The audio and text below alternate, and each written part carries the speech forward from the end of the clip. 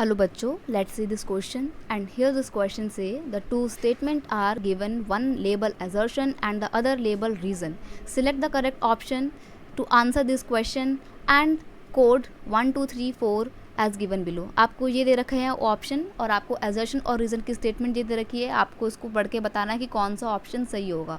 तो पहले एजर्शन को पढ़ते हैं. एजर्शन है creating shelter belt leads to soil erosion, यानी कि शेल्टर बेल्ट बनाने की वजह से क्या होता है, सॉइल का इरोजन होता है, मिट्टी का कटाव हो जाता है.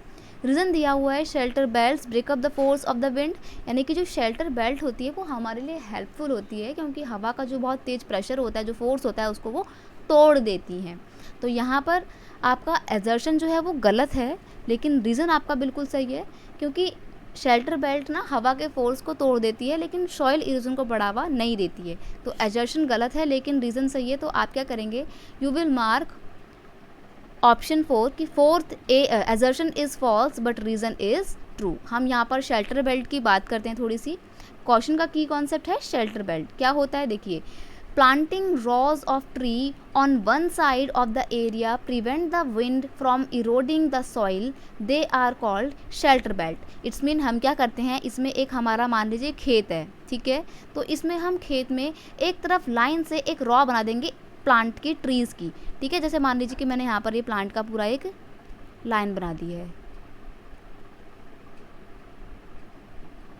तो अब जैसे मान लीजिए यहाँ से बहुत तेज हवा आ रही है, तो वो हवा क्या करेंगे, प्लांट उनको जो रोक लेंगे ना अपने पास में, जो बड़े बड़े ये पेड़ पौधे मैंने लगाए थे, ये तो उस बहती हुई हवा को आती हुई जो बहुत तेज़ी से हवा आ रही थी उसको रोक लेंगे, ठीक है.